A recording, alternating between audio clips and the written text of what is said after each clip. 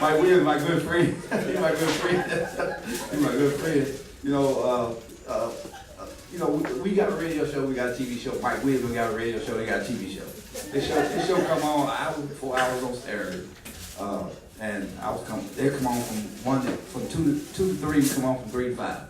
So it seems like 2 hours, say like 15 minutes to me. Like we get on the radio, I was like, man, where did time go?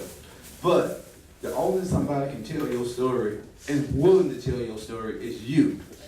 So nobody's gonna tell your story like you are. And that's what we do. We tell our story. Our story ain't always good, but the story still need to be told. Because if you depend on the news to do it, they always showing that sensational part to make you look bad, and then the people miss all the good part, and we make sure we tell it. But what we usually do is, before we end, do we have any politicians here? Well, I don't see a politician here. But I do see a few elected officials. So it's different now. There ain't no politicians here today. I do see a few elected officials. Willie Brook, you the first one. Come on up and say something.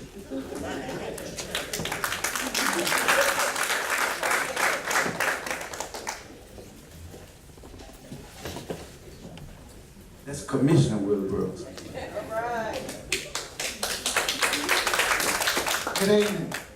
I am so honored to be here tonight. I brought my wife with me because I really want her to get a flavor of what IBEW is all about.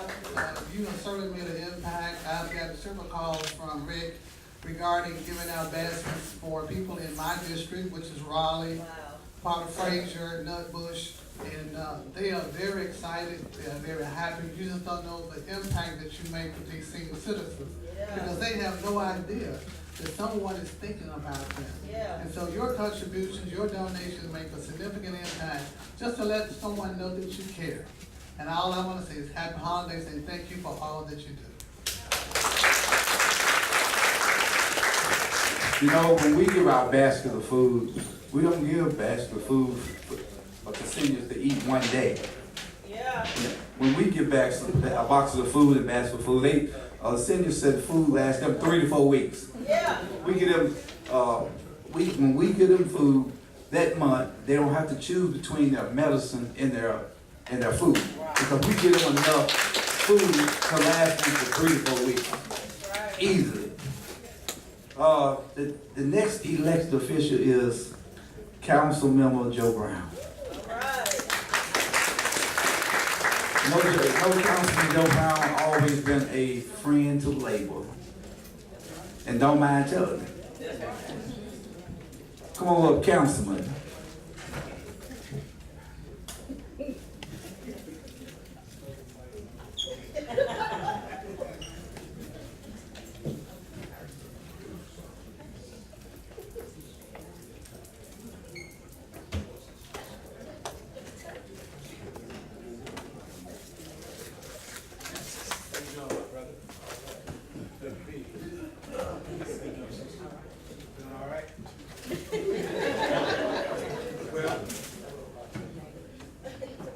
I'm gonna be brief, I don't have to say it. We want to say one thing. Look, I want to thank God for being able to be here tonight. There's been some nights I couldn't be here. In the past. Now, it's time. I want to say one thing that IBEW, Local 1288, Janet Dawson Charitable Fund, now the Cornelia Crenshaw Charitable Fund. There's been a lot of great things in the community. And I commend them for that. I commend the membership putting their revenue where the mouth is. It speaks highly. When you give, it speaks highly of what you're about. When you don't give, you talk out a lot of conversation, but no action. That's nothing. Take that from me. We got a lot of people like that here in the city of Memphis. Some of the people in the city of Memphis are turning their back on you. If you're an elected official that's making a difference. some people in the city of Memphis, organizations that's doing something to make a difference. They turn their back on you. They turn your back on you. Mayor Herenton, take it from me. Sometimes Memphis, city of good hope, and this is what you're doing now, good hope, what you're doing for people, and it makes a difference. I saw one of my favorite persons from Mike. I really want to say my cousin. That's who she is. So Stanley. She makes a difference. But the union members, I can tell you this struggle is not over. Don't get caught up in the dream. If you can see what's going on downtown on the Memphis City Council, that'll let you know something. Beware. I know that Rick be talking about leadership where there's 4 council members left. It's making that difference, it's making a stand. Mayor Herenton and ladies and gentlemen, we don't care if we don't ever go back. The main thing is you gotta have some substance about yourself. You gotta be able to stand for something. And that's what's going on with my other colleagues. We're standing because people tell us, you can't tell us what to do. All through my life, I've seen that growing up around the foot homes. I had books from Central High School when I went to Booker, Washington. Second-hand books. So now people want to tell you who they want to put for one of your leaders in a district that's 65% African American. It's the truth, and let the truth be the light. All right. See, they try to take control, but we have to be aware of our own kind, our own people. Seem to conjure with Satan tactics as well as the people we're dealing with. Never in my life, and you know, I keep calling on saying Willie Herenton because we know each other from, well, he was always older than I was. I've always been one of the guys around. You know, and I was boxing like Willie Herenton. The long jab and quick and move. And at the same time, is parents, my mother, she loves some Willie Herenton. Miss Ruby, Willie's mother, she loved me. She told me one day, Rick Thompson, Joe Willie, I voted today, but I don't want to vote for nobody but you. Made me feel proud. All right. Herenton, probably know if you see him. Small woman, but strong in stature. But I can say this, that, and I know that this is union night. You know, I've always been there for you. As a matter of fact, some of the members here know at one time, 12 and 8 was going downhill. They had a corruptible business manager at one time. I saw him on the wall over there. But at the same time, that it was going downhill. They was taking advantage of the membership. They had to fight for something. You got to fight for something. They had to fight for. I remember the A&L was it the gas contract. Everything had to go all out the way. But you guys stood ground, stood behind. A lot of people don't stand behind organized labor. But I'm from labor, so I understand. Been a stewardess, been everything. Organizer, I know about it. But at the same time, it makes a better community. Organized labor is the way to go. And let me just commend the membership. Let me commend you, Rick Thompson. Give me your name. What is it? Kimberly Houston. Well, Kimberly Houston, like Whitney Houston. All right. But at the same time, Houston. That's a strong thing. I call this union hall sometimes like Bill Hawkins. We talk about the issues that's going on today. What's really going on, ladies and gentlemen, members of the union. They're trying to use your money, your pension funds, to finance this epic venture capital fund. That's to make the fat cats rich, and give them money for developers. That's something you got to watch out for. Tell your leadership you don't want that. I already know some of them talked about it. At the same time, I'm going to talk about it. It's dangerous. It sends a dangerous presence. They take your revenue and they don't give it like they give to MIFA and these other charitable organizations. But that's what they take out of the pension funds. So you got to watch politics today. You got to watch it. A lot of things going on down in city government. Take strong leadership. We need some strong leadership, Mayor Herenton. Yeah. We need some strong leadership. I don't want anybody in Memphis to get hoodwinked on what's going downtown in Memphis now. See, sometimes you think things are just so hunky-dory and people are A-okay, and at the same time, you're constantly bringing quicksand to your driveway where you can sink. That's something you got to remember. Look, I'm more of a revolutionary than anything because I advocate against what's wrong. Definitely what's wrong. Injustice against people, that's what I'm about. Some people don't know what I'm about, but that's what I'm about. If you got a problem, then I'm the person for it to solve. I'm one of the persons out of the 13. We don't have 13 anymore. We only got 4. And we're strong as 4. 4 is greater than 10 with Brooks, Commissioner Brooks. We shut them down, ladies and gentlemen. You see, you can't get anything passed unless you got 7. That passes resolution. Now, if anybody down there do something corruptible, then there may be some bad endings to their careers down there. You see, you got some people that will stand in government and think they totally in charge and not the people in charge. See, you, my boss, every person out here in the meeting room, in the auditorium, my boss. You tell me what to do. You tell all of them what to do. But you got some people down there think that this is just where they come to make revenue on the side. And I can say that because I'm clean. You're clean when you say things. You ain't clean, you can't say nothing. A lot of things go on. But I'm clean and I can talk. Not worried about nobody firing me. I own the business. Me and my family.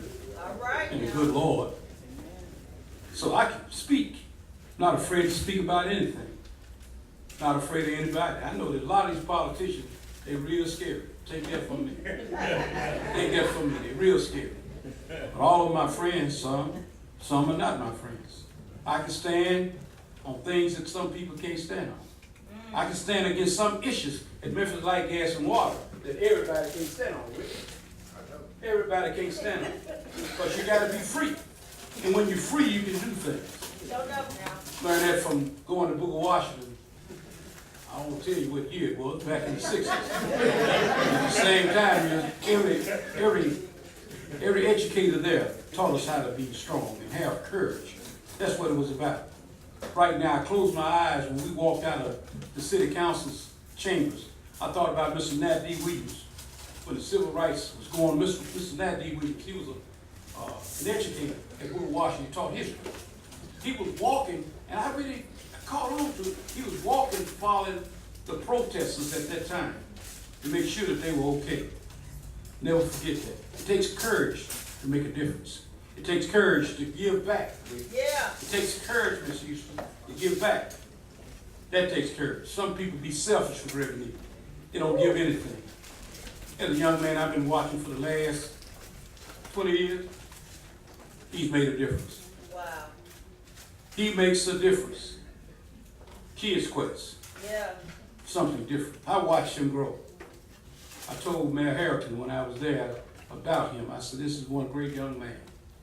I want to say that tonight, I really appreciate IBEW giving me an opportunity to speak, give me an opportunity to visibly see, continue to see the things that they do for the community. They do, IBEW does things for the community.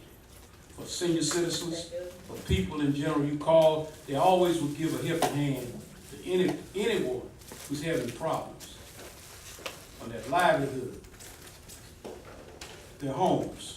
They do things. But I want to stop right here. Because, you know, when you make me last, it gives you a problem. But then I'm able to speak. So you have to be careful when you make me last. When you get the last person on the floor, I've learned that a long time ago. Through this political endeavor, being elected for 6 times to the Memphis City Council. All right now. Average vote is 73%. That's history. Thank you.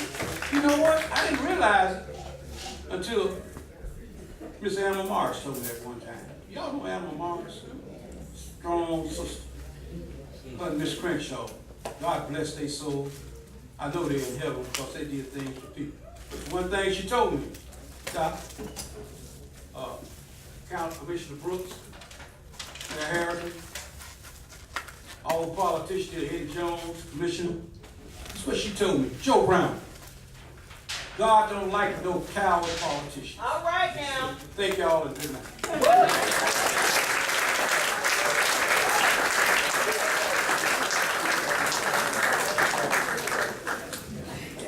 Okay, Eddie Jones.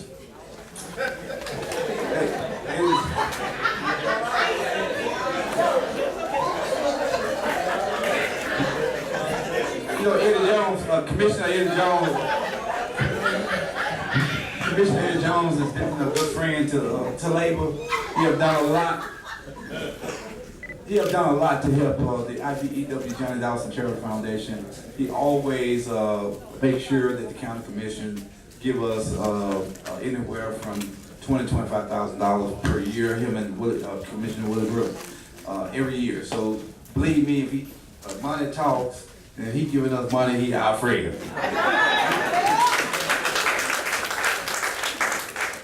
Thank you, Rick. Now, coming behind Councilman Brown, coming behind him, it's going to be hard for me to say that I'm going to be good. After he got, no, you good, Joe? No, you good. You know. But, you know, it's a rare moment for me when I'm a little lost for words. This ain't one of them moments. I want to let y'all know that.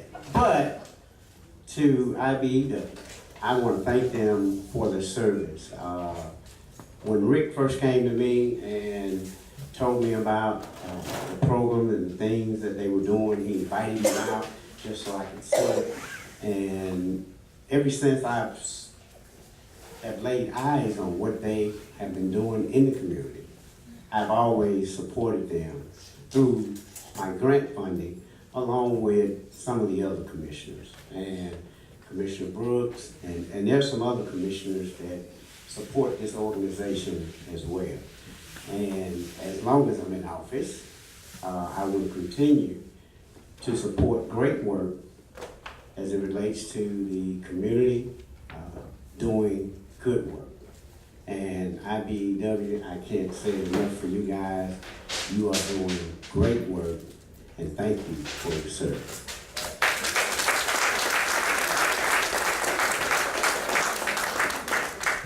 I'm telling you, the IBEW-Jonnie Dawson Charitable Foundation, you know, let me tell you who Jonnie Dawson was. She was one of my assistants that died in office, and she was a big giver. She really was a big giver. In fact, she gave so much that she was giving out of my pocket. Wow. You know, I remember when I went down to the abused women's shelter. Well, when she wanted to, she always carried new stuff down to the abused women's shelter, and she always said, the first time I went with her, she said, "I want you to come go with me." And so I jumped in the car with her and went down there, going down that way. And when she got close, she told me, "You gotta stay here at the service station." I said, "Stay at the service station for what?" She said, "Well, you know you can't bring men's around here." I said, "You could have left me at the office." So she said, but now I need some money to give them too now. I didn't know, when I got in the car with you, I didn't know I was going to have to stay at the service station and then come out of my pocket too. But Jonnie Dawson was she was a one-of-a-kind type woman. A one-of-a-kind. So that's why we named this organization in her honor. Jonnie Dawson could go and chastise you, men and women, so hard, and then everybody still liked her. I never understood that. I remember when I was with Jonnie Dawson one time over on out east, and you had this guy, this big old tall guy, like he was up to heaven almost tall. He was jumping on his girlfriend. She was a little short lady, and Johnny got out of the car and told him, "Leave that girl alone and pull your pants up." I said, "Oh Lord, I don't know what he's gonna do to her." And then he turned around, "Yes, ma'am," and pulled it. When he got in the car and left, I told Johnny, "Don't ever do it again." When you get big, you both hurt. When he hit you, I'm gonna have to try to do something.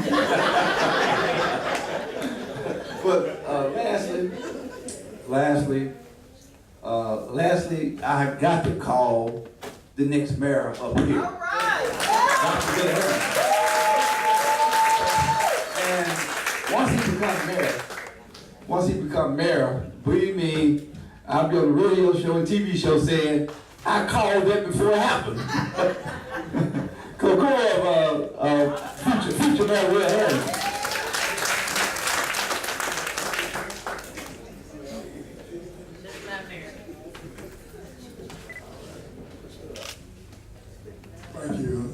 Thank you very much.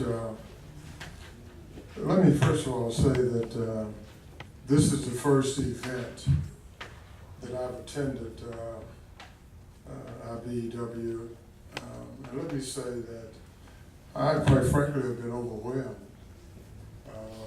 with your generosity, your mission, and how many charitable things that you're doing here in the great city of Memphis. So I want to commend you. I, quite frankly, was not aware of the vastness of what you do. I know what you do as workers, as employees in this great city, but I didn't know about your generosity.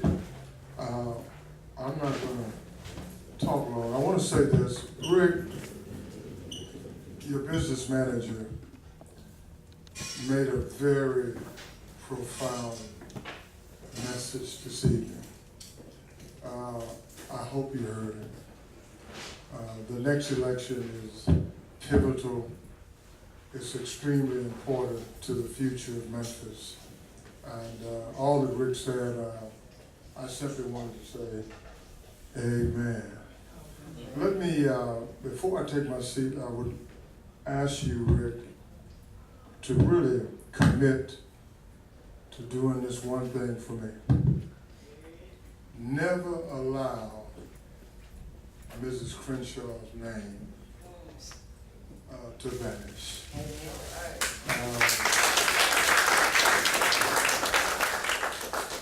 I was watching TV on the cable. I saw where you were very passionate about Mrs. Crenshaw. I think you mentioned that I spoke at her funeral, and the association, the 501c3 that received this award tonight.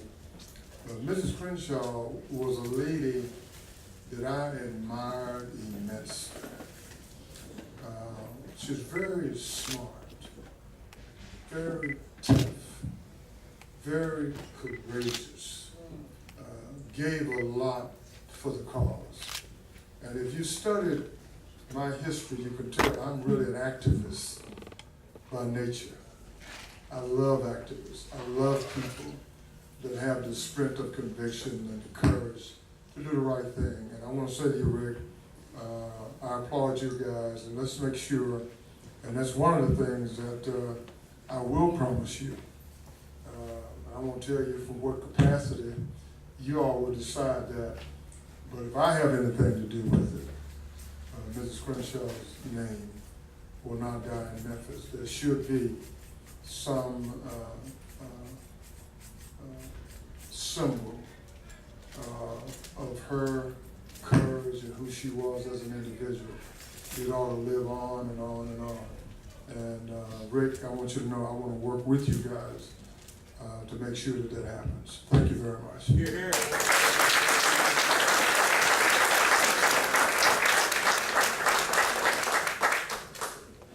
Believe me, Dr. Herenton is right about Miss Cornelia Crenshaw. I was with Miss Crenshaw up until she died. You know, I remember when Miss Crenshaw was in the hospital. She told me, I want you to go over and get some things out. I ain't gonna tell you what I got, but she told me, get some things out. And when I was sitting in the hospital with her, Robert Liston called to see how she was doing. Robert Liston called the hospital to see how Miss Crenshaw was doing. And she said, I was sitting there with her. Well, I just called to see how you're doing, but also to tell you that somebody came up there with a truck and got some of your stuff out of there. She said, yeah, he's sitting right beside me now. I told him to do it. He said, oh, okay, I was just making sure. But Miss Crenshaw is the one who taught me. She taught me well. She was, when this MLK 50 was going on, I sent a letter to that mayor down there, and told him that, the things that y'all are doing it's not quite history. You know, I said, this I'm a man that y'all celebrate. That I'm a man came from Miss Cornelia Crenshaw. She the one brought it to the garbage, the sanitation workers. They called them garbage workers at that time. I said, she the one that did that. I said, that I'm a man plaza over there. You should have Miss Crenshaw's name in that plaza, passing out I'm a man to. And I got something else back saying, no, we can't do that. But at some corner they did write a footnote on that stone over there with Miss Crenshaw's name on it. But the whole thing about Cornelia Crenshaw that they did was really to try to write her out of history.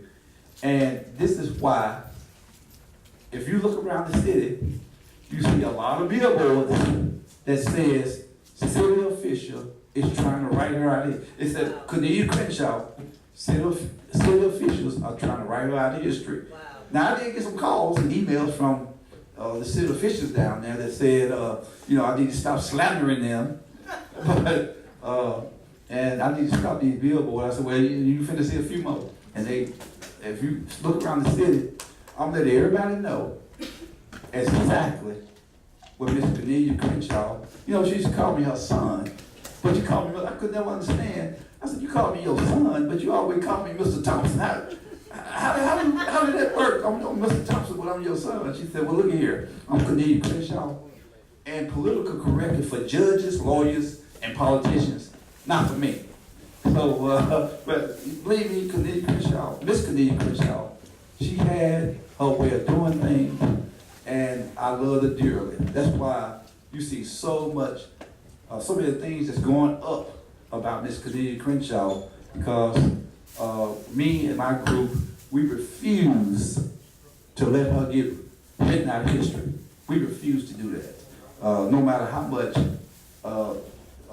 they try. I sent the mayor, the current mayor, I sent him a letter about 2 weeks ago by email, and a letter certified again, and telling him some things about Miss Cornelia Crenshaw. I asked him what he do certain things, and he sent me an email back immediately. That was so insulting until that's why I'm getting it blowed up. Wow. I'm getting it blowed up, put it in a big frame, so I can put it on the wall, so I can let people understand this is the reason it is important who you have in office as your mayor. Speak, brother. This is why it's so important who you have in office as your city council and other elected officials. When people do not have your interest at heart, because everything that this current mayor have done with MLK 50 was nothing but political. It was political reasons. Didn't do it right. And really, it always been an insult to the black community. Now, as this election moves forward, our biggest problem comes from some of these preachers. These preachers, they take this money, they ain't up a sell their membership out, a lot of them, not all of them now. You got a lot of good preachers now. Don't go and say Rick is hate all preachers, because I don't hate all preachers. Well, But you got a lot of these preachers that gonna have to get set straight.